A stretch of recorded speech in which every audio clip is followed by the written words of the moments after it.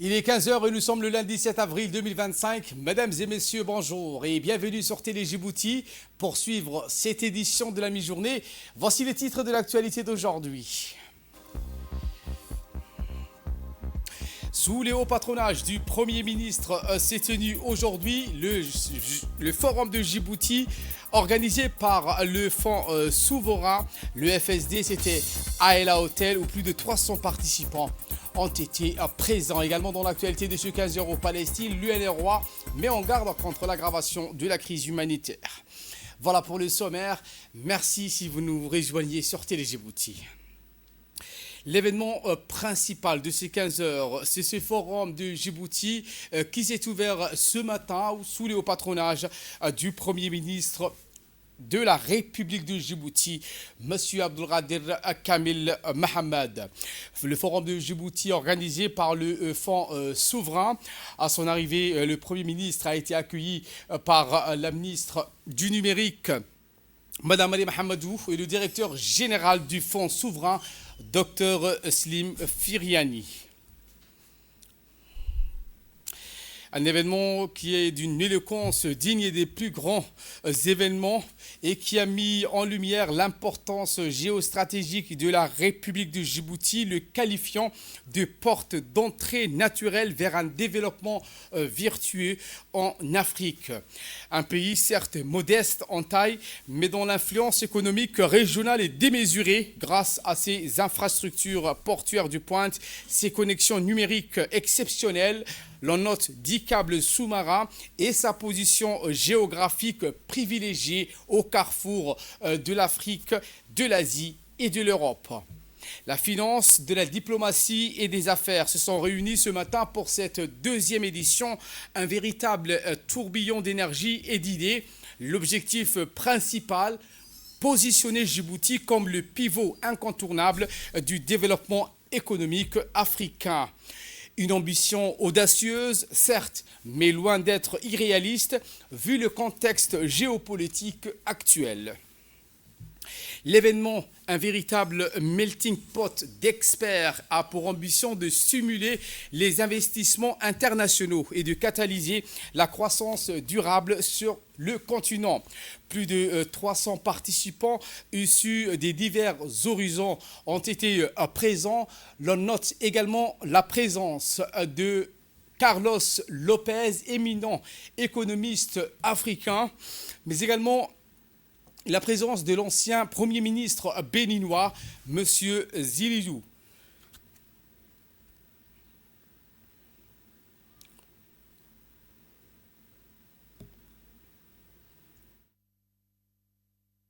Présence à cet événement, à ce forum qui se présente comme un espace privilégié pour la réflexion, l'innovation et la construction des partenariats stratégiques, une bouffée d'oxygène dans un monde parfois asphyxiant. Cette première journée de l'ouverture de ce forum de Djibouti a été riche en débats animés par des experts, mais également des panels d'experts de renom ont abordé des thématiques cruciales, les économies africaines, des partenariats publics-privés, donc également les transitions énergétiques et numériques. Place maintenant aux séries des discours à l'ouverture de cet événement. En premier, Dr Slim Firiani qui a pris la parole, le directeur général du Fonds souverain de Djibouti. Écoutons. Excellence, Monsieur le Premier ministre, c'est un grand honneur et un immense privilège pour l'équipe du Fonds souverain de Djibouti, qui est un peu partout, et j'espère que vous aurez l'occasion de les rencontrer. C'est un privilège pour l'équipe, un honneur et un privilège pour l'équipe du Fonds souverain de Djibouti, et pour moi-même, et pour l'audience présente aujourd'hui, que de vous avoir parmi nous pour présider cette cérémonie d'ouverture de la deuxième édition du Djibouti Forum sous le thème « Déceler les opportunités de croissance régionale et mondiale ». Et bien évidemment, le numérique et l'innovation et le rôle de la femme sont au cœur de cela. Votre présence est pour nous un signe d'attachement à l'institution qui a été missionnée pour prendre activement part au processus de développement socio-économique du pays. L'occasion m'est ainsi offerte pour vous exprimer toutes nos gratitudes et notre respect pour cet engagement. Et ça me rappelle l'inauguration du crowdfunding Inclufin il y a 2 ans. Le temps passe vite. Je voulais aussi remercier son Excellence, Monsieur le Président de la République, Fahd Saïed Raïs al-Jumhuriya, C'est un grand honneur et un immense privilège d'avoir sous son haut patronage cette deuxième édition de Djibouti Forum qu'il a encouragée depuis l'année dernière. Si nous sommes là, c'est grâce à la vision de son Excellence, Monsieur le Président de la République, Haji Ismail Omar Guelleh. Un homme remarquable, un leader, visionnaire, un stratège, intègre et généreux, et, osons le dire, un type de leadership dont le monde a grandement besoin aujourd'hui. Quelques chiffres clés du Djibouti Forum. L'année dernière, nous avons accueilli environ 400 participants, dont 100 venus d'étrangers. De plus de 50 nationalités, 46 intervenants de haut niveau, 18 médias internationaux et un total de 280 institutions, avec un actif combiné de 2500 milliards de dollars, il y a beaucoup de zéros dans ça. Et nous sommes heureux d'annoncer que l'édition de cette année devrait éclipser l'édition inaugurale. C'est pour vous dire, et nous en sommes très fiers et reconnaissants. Si Djibouti se bat à un niveau très haut et exerce une influence disproportionnée par rapport à sa taille, tout en étant une grande nation, c'est pour une raison très simple. La solidarité et le soutien. La solidarité et le soutien, ce sont deux mots-clés que nous témoignons les uns aux autres. C'est un travail d'équipe associé à un travail acharné et à la persévérance. Et bien sûr, une diplomatie de haut niveau qui a permis à notre candidat, son Excellence, M. Mahmoud Ali Youssouf, notre frère, d'être élu à la présidence au plus haut niveau. Donc aujourd'hui, dans un monde de plus en plus fragmenté, la solidarité, la persévérance et l'esprit de collaboration seront les clés de notre succès à Djibouti et en Afrique. Et pour sa part, la ministre du numérique, Mme Mariam Hamadou, a pris la parole. Elle a indiqué que l'organisation de ce forum Djibouti 2025 jette les bases d'un avenir où la coopération, la technologie et l'ambition collective seront les moteurs du développement économique en Afrique. Écoutons Mme Mariam Hamadou. C'est un honneur et un privilège d'être ici avec vous aujourd'hui pour l'ouverture du Forum de Djibouti 2025. Permettez-moi tout d'abord de rendre hommage à son Excellence, Monsieur le Président de la République, dont la vision stratégique, la constance et l'engagement en faveur de la modernisation de notre pays inspirent profondément notre action. Sous son impulsion, Djibouti a pu se positionner comme un acteur régional incontournable et a amorcé avec méthode et détermination une transformation numérique progressive adaptée aux priorités nationales. Ainsi, Djibouti a embrassé avec audace le XXIe siècle en investissant dans des infrastructures de classe mondiale et en consolidant sa stabilité. Je tiens également à remercier chaleureusement Dr Slim Friani pour son engagement exemplaire et son dévouement continu qui ont permis à ce forum de se concrétiser avec tant de succès. Monsieur le Premier ministre, Mesdames et Messieurs, en tant que ministre en charge de l'économie numérique, j'ai la conviction profonde que Djibouti est à la hauteur des villes numériques mondiales telles que Marseille, Singapour, et nous sommes déterminés à devenir le centre régional de l'innovation numérique et de la connectivité des données. Cette ambition, nous l'avons traduite à travers la stratégie Djibouti Smart Nation, une feuille de route ambitieuse et inclusive, constituant les socles sur lesquels nous bâtissons aujourd'hui un avenir plus connecté, plus résilient et plus prospère pour la jeunesse. L'année dernière, nous avons franchi des étapes majeures. Après avoir connecté la partie sud du territoire, des investissements importants ont été engagés pour la connectivité de la région du Nord en haut débit, augmentant ainsi le taux de couverture nationale. En collaboration avec les autres départements, nous avons entamé la mise en place des plateformes d'administration en ligne, telles que les e-cabinets, les e-tax, le permis de construire, IGO et le système national d'identité numérique, afin de rendre les services publics plus efficaces, accessibles et transparents. Le lancement de la stratégie de cybersécurité a marqué une avancée déterminante pour garantir la protection des données et renforcer la confiance numérique. Ainsi, Djibouti a ratifié la Convention de Malabo. Le Startup Act, une première dans la région, offrant un cadre juridique sécurisé pour nos innovateurs constitue un levier d'une économie numérique solide. Après Dr Slim Feriani qui a fait son discours, et la ministre du numérique, Madame Mariam Hamadou, ce fut au tour du Premier ministre de la République de Djibouti, M. Abdelkader Kamil Mohamed, de prendre la parole. Le Premier ministre a précisé que Djibouti, fort de son emplacement stratégique, de ses infrastructures modernes et de son engagement envers l'innovation, ambitionne d'attirer les investissements et de devenir un modèle pour le continent. Voici les propos du Premier ministre. N'est pas seulement l'occasion de mettre en valeur notre pays, c'est une plateforme pour réfléchir avec audace à l'avenir de l'Afrique, au partenariat que nous devons forger pour le réaliser. Le thème de ce forum est très intéressant et propice, je cite, « libérer les opportunités de croissance régionale et mondiale ».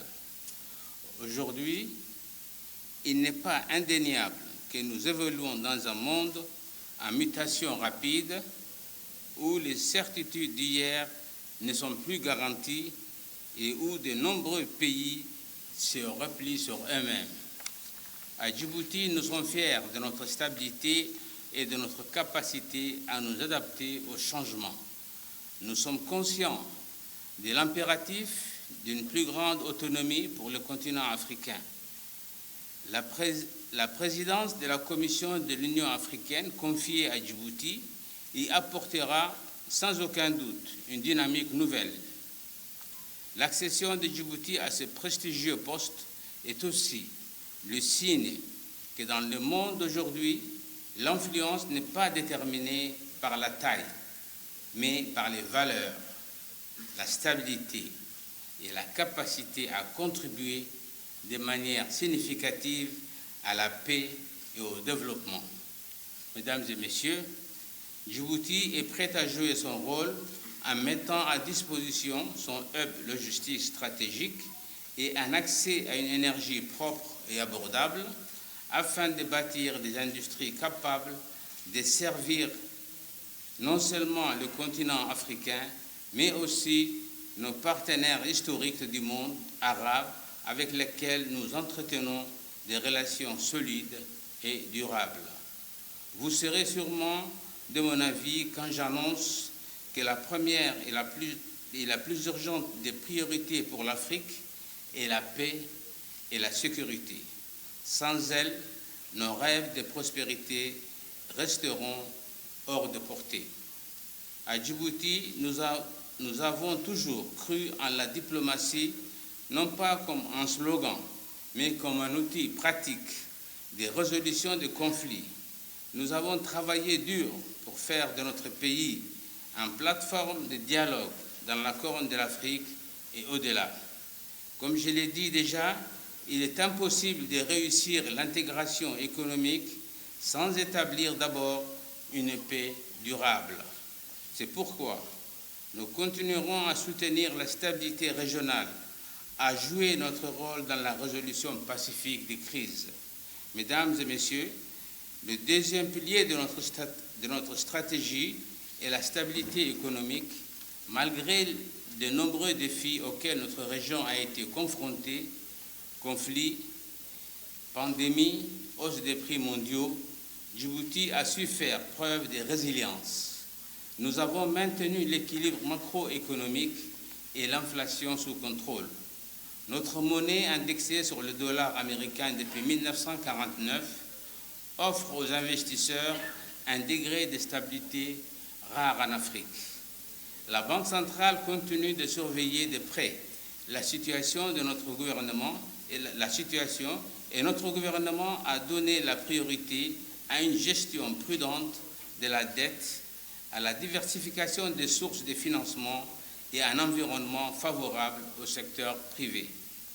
Malgré les pressions budgétaires, nous continuons à investir dans notre population, dans l'énergie, dans les infrastructures et dans un avenir bâti sur des bases solides. Rappelons donc que la tenue de cette deuxième édition du Forum de Djibouti 2025 est un signal fort, un message clair où Djibouti se positionne résolument au cœur des enjeux du développement durable, prêt à jouer un rôle majeur dans la construction d'un avenir meilleur pour l'Afrique. Il est à noter également que des personnalités influentes comme Hassanin Yirij, directeur général du groupe Action, ou Tejan Tiami, président exécutif de Freedom Acquisition Corp, ont partagé lors de cet événement leur vision, appelant donc à une transformation audacieuse des systèmes financiers africains. Leur présence donc a indéniablement ajouté du poids à ces échanges de panels qui auront lieu donc dans l'après-midi d'aujourd'hui. Également dans l'actualité de ce 15h, cette cérémonie de clôture de la quinzaine nationale de la lecture et des mathématiques sous le patronage du ministre de l'Éducation nationale et de la formation professionnelle, M. Moustapha Mohamed Mahmoud, a organisé à l'Escale Hôtel une cérémonie de clôture de la quinzaine nationale de la lecture et des mathématiques placée sous le thème évocateur mathématiques, art et créativité. On prit part à cette cérémonie le ministre de l'Enseignement supérieur et de la Recherche, Dr Nabil Mohamed Ahmad, le ministre de l'Environnement et du Développement durable, le ministre de la Décentralisation, le vice-président de l'Assemblée nationale ainsi que de nombreux partenaires de l'éducation. Un grand rendez-vous annuel qui a été l'occasion de mettre à l'honneur nos élèves brillants qui se sont illustrés sur la scène des Olympiades internationales aussi bien en mathématiques qu'en langue française.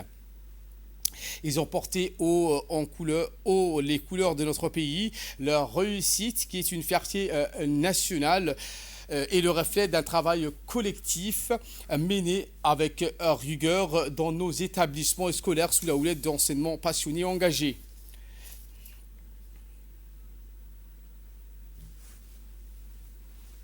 La cérémonie a également mis en lumière une autre richesse de notre système éducatif, nos enseignants et écrivains. Ces dernières années, nous assistons à une véritable floraison d'écrits issus du monde enseignant. De plus en plus d'enseignants ou de hauts cadres ayant un parcours dans l'éducation se lancent dans l'écriture, apportent leur voix singulière à notre patrimoine littéraire. Rien que cette année, deux romans et un recueil de nouvelles ont été publiés par des enseignants djiboutiens, témoignant d'une dynamique culturelle féconde. Au cours de cette clôture, les élèves des établissements ont participé avec enthousiasme leurs compétences mathématiques à travers des expositions et démonstrations. C'est l'heure de l'appel à la prière à l'Asr. Je vous retrouve dans quelques instants. Et voilà qui nous ramène de parler de cette délégation de la Banque africaine de développement, la BAD, qui est en visite à l'université de Djibouti. Dans le cadre de sa mission en cours à Djibouti, cette délégation de la Banque africaine de développement, conduite par le docteur Khaled Fouad Cherif, a marqué une étape significative en se rendant à l'université de Djibouti. Lors de cette visite, la délégation de la BAD a eu l'occasion de rencontrer les cadres et les étudiants afin d'échanger avec eux sur leurs perspectives d'avenir, leurs aspirations professionnelles et les défis auxquels ils sont confrontés. Ce dialogue direct vise à mieux comprendre les besoins spécifiques des jeunes djiboutiens en matière de formation, d'insertion professionnelle et de financement des études. L'un des objectifs majeurs de la visite était d'explorer des pistes de collaboration entre la Banque africaine de développement et l'Université de Djibouti. Ces partenariats pourraient inclure des programmes de bourse, des initiatives de formation technique et professionnelle, ainsi que des mécanismes de financement innovants pour soutenir les étudiants issus des milieux modestes. La délégation a également discuté des moyens d'intégrer les programmes académiques aux besoins du marché du travail afin de réduire le taux de chômage chez les jeunes diplômés et de répondre aux exigences des secteurs prioritaires tels que l'énergie, les infrastructures et la logistique. Prenons la parole, Dr Khaled Cherif, représentant de la Banque africaine de développement, la BAD, a mis en avant dans ses propos les missions fondamentales de son institution, en insistant sur l'importance bien évidemment cruciale du renforcement du capital humain pour atteindre les objectifs de développement durable. Selon lui, la Banque africaine de développement, la BAD, ne se limite pas au financement des infrastructures physiques. Elle s'engage également à soutenir les ressources humaines qui constituent un levier essentiel pour une croissance inclusive et durable. Dans ce contexte, M. Cherif a indiqué le rôle central que joue l'Université de Djibouti en tant qu'institution clé de formation académique et de recherche scientifique. L'université est appelée, a-t-il martelé, à être un acteur pivot dans la dynamique de transformation nationale et régionale. Pour lui, former les leaders de demain et doter les jeunes générations des compétences nécessaires pour répondre aux défis économiques, sociaux et environnementaux est une mission cruciale. Pour sa part, le docteur Ibrahim a pris la parole également pour exprimer l'honneur ressenti par la faculté d'ingénierie de l'Université de Djibouti. Dr Ibrahim, à l'occasion de cette visite de Dr Khaled Cherif, une personnalité respectée pour son expertise et son engagement en matière de développement économique et de partenariat stratégique, a souligné que la visite s'inscrit dans un dialogue essentiel, visant plusieurs objectifs cruciaux pour l'avenir de l'institution et du pays. Selon Dr Ibrahim, cette mission permettra de renforcer les liens entre l'Université de Djibouti et ses partenaires nationaux et internationaux. Elle vise également à mieux comprendre les dynamiques actuelles du marché du travail et à identifier les opportunités pour les étudiants et jeunes diplômés. Dr Ibrahim a affirmé également que ce dialogue enrichissant ouvre la voie à de nouvelles opportunités, non seulement pour les étudiants, mais aussi pour les enseignants des facultés d'ingénierie et de droit, ainsi que pour l'université dans son ensemble. Je remercie, a-t-il indiqué, Dr Cherif pour sa disponibilité à partager son expérience et son expertise avec l'institution. Fin de citation. L'Union interparlementaire a ouvert les travaux de sa 150e assemblée à Tashkent, en Ouzbékistan, depuis le 7 avril dernier. Une délégation de parlementaires conduite par la députée Nima Abdelhan Hussein est composée du député Abdallah Mohamed Roufa, Elmi Mahabé Waïs et Hassan Adan Guedi, prennent part aux différentes activités de cette institution parlementaire internationale.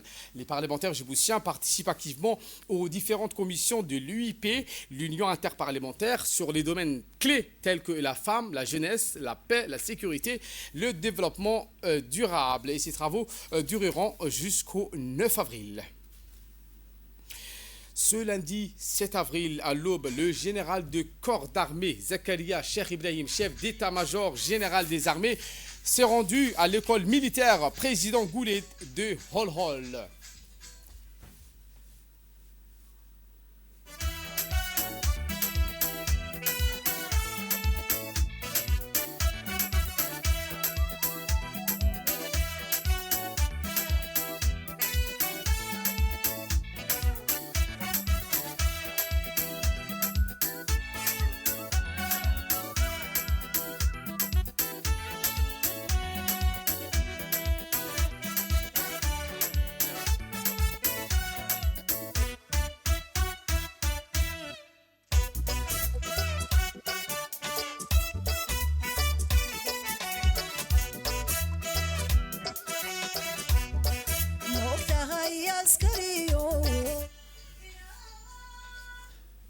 Cette visite officielle du SEMGA, le chef d'état-major général des armées, officielle consacrée aux nouvelles recrues actuellement engagées dans la formation élémentaire, toute arme, FETA, arrivé par voie aérienne, le chef d'état-major général des armées, le général de corps d'armée Zakaria Cheikh Ibrahim a été accueilli sur le site par le lieutenant-colonel Elia Abdi Omar, commandant de l'école militaire, accompagné d'un piquet d'honneur constitué pour l'occasion. Les stagiaires rassemblés, 1134 dans le rang. Les contrôleurs droit en ambiance. إن تهي أودي لبو أرسناي مؤكتهي عسكريو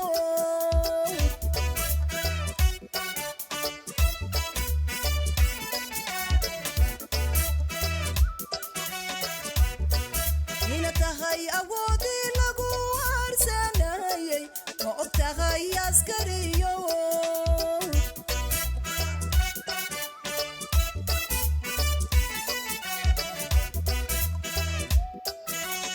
Le général a ensuite passé en revue un impressionnant dispositif de prise d'armes composé de 1064 jeunes recrues, dont 128 femmes encadrées par 70 militaires instructeurs. Ces jeunes Djiboutiens, hier encore civils et pour nombre d'entre eux en situation de précarité ou de chômage, sont aujourd'hui pleinement engagés dans une formation qui leur offre l'opportunité de servir la nation sous le drapeau.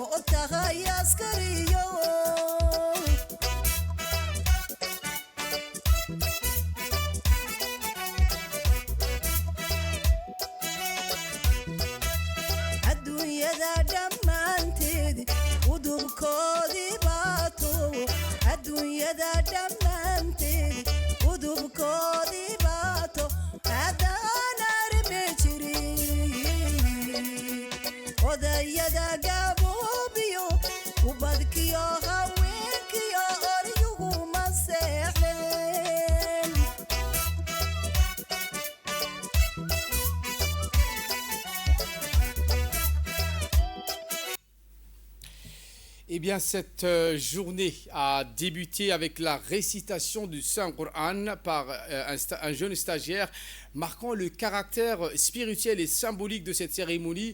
Le mot d'encouragement du chef d'état-major général des armées, le général du corps d'armée, Zakaria Cheikh Ibrahim, a ensuite été lu par le commandant de l'école. Écoutons. هذا القرآن يهدي للتي هي أقوم ويبشر المؤمنين الذين يعملون الصالحات أن لهم أجرا كبيرا وأن الذين لا يؤمنون بالآخرة أعتدنا لهم عذابا أليما ويدعو الإنسان بالشر دعاءه بالخير وكان الإنسان عجولا صدق الله العظيم. Mot du chef d'état-major général des armées à l'occasion de l'intégration de nouvelles recrues. Chers recrues, c'est un honneur et une immense fierté de vous rencontrer aujourd'hui au sein de l'école militaire Hol-Hol, alors que vous apprêtez à embrasser la noble carrière des armées.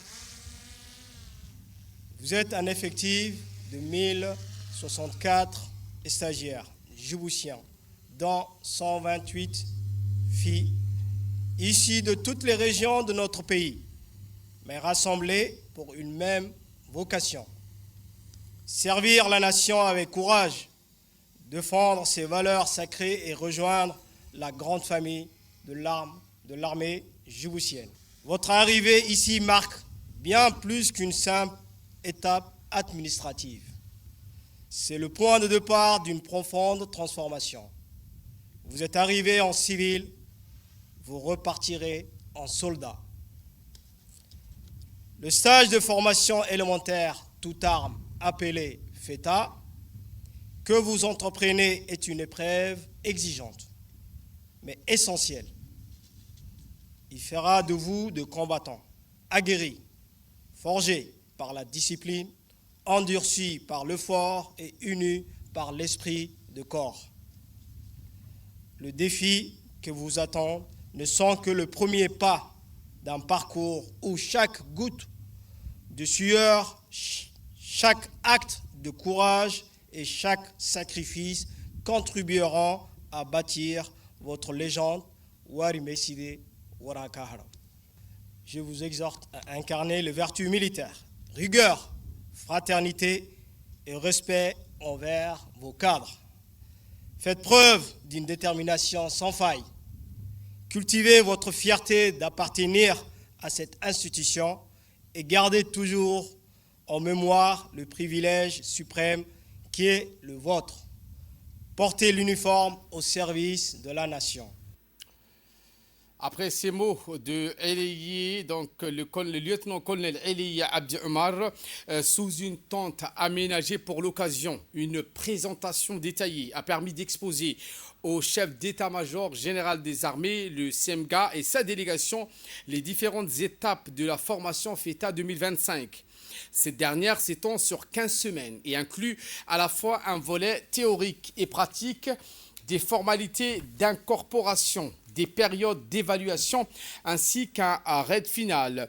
L'encadrement assuré par des officiers expérimentés et des officiers issus de la MIA veille à l'inculcation des valeurs fondamentales de la vie militaire où discipline, rigueur, esprit de corps et dévouement est le maître mot. La visite s'est conclue dans une ambiance empreinte d'émotion et de fierté. Les jeunes recrues, alignés en rang serré, ont chaleureusement salué le départ du CEMGA par des acclamations enthousiastes. Suivez.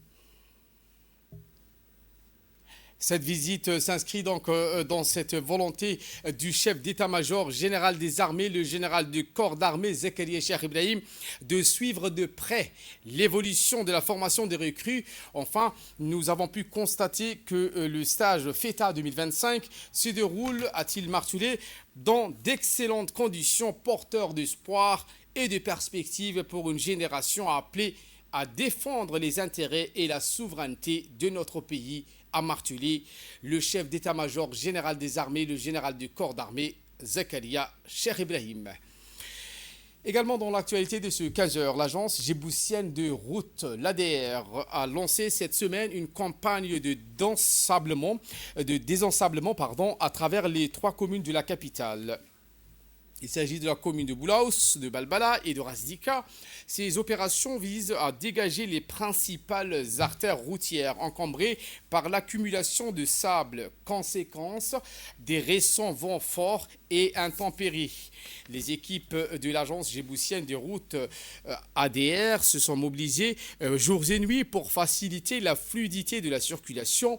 Ces interventions se poursuivront sans relâche dans les jours à venir, avec pour objectif principal, bien sûr, de débarrasser l'ensemble du réseau routier urbain des obstructions qui entravent le bon fonctionnement du trafic. Et en nouvelle du monde, pour clore l'actualité, l'UNRWA met en garde contre l'aggravation de la crise humanitaire à Gaza du fait du blocus imposé par l'État sioniste israélien. Dans un communiqué publié sur le réseau social X, cette institution onusienne a souligné l'urgence de mettre fin au blocus de l'État sioniste et de permettre l'acheminement de l'aide. Voilà pour l'essentiel de ce 15h. Merci à vous de nous avoir suivis et très bonne suite de programmes sur Télé Djibouti.